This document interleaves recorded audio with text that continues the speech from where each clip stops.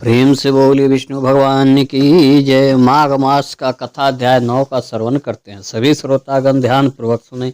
यमदूत कहने लगे, मध्याह्न के समय आया अतिथि मुख पंडित वेद पाठी या पापी कोई भी हो ब्राह्मण के समान है। जो रात्रि के थके हुए भूखे ब्राह्मण को अन्न जल देता है, मध्याह्न के समय जिसके घर आता हुआ अतिथि निराश नहीं जाता, वह स्वर्ग का वासी होता है।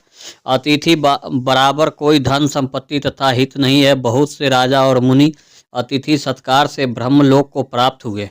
जो एक समय राजा आलस से भी अतिथि को भोजन करा दे, वह यम वार नहीं देखता। केसरी ध्वज से वैवस्त्र देव ने कहा था कि जो कोई इस कर्म भूमि मृत्यु लोक से स्वर्ग लोक जाने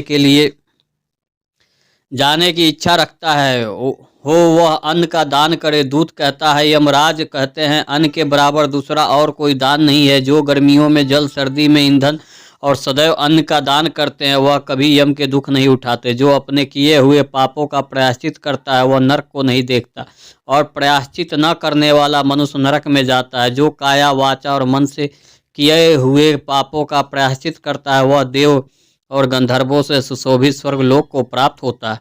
जो नित्य ही व्रत तप तीर्थ करते हैं और जितेंद्रिया हैं, वह भयंकर यम को नहीं देखते हैं। नित्य धर्म करने वाला दूसरों का अन्न भोजन और दान त्याग दे। नित्य स्नान करने से बड़े बड़े पाप का नाश होकर यम को नहीं देखता। बिना स्नान पवित्रता कैसे हो सकती है। जो मनुष्य पर्व के समय चलते जल में स्नान करते हैं, वह बुरी योनि नहीं पाते, न ही नरक में जाते हैं। माघ मास में प्रातः स्नान करने वाला मनुष्यों को नियम पूर्वक तिल पात्र और तिल कमल का दान करना चाहिए। यमदूत कहते हैं कि विकुंडल, पृथ्वी, सोना, गौ आदि परम दान करने वाला स्वर्ग से नहीं लौटता। बुद्धिमान पुण्य तिथियों, व्यतिपात, सक्राति आदि को थोड़ा सा दान करके भी बुरी गति को नहीं प्राप्त होता। सत्यवादी, मौन रहने वाला, मीठा बोलने वाला, क्षमाशील, नीतिवान, किसी की निंदा न करने वाला, सब प्राणियों पर दया करने वाला, प्राय धन को तीर्ण के समान समझने वाला मनुष्य कभी नरक को नहीं भोगता। प्रेम से बोलिए विष्णु भगवान की जय। 9वां अध्याय संपूर्ण।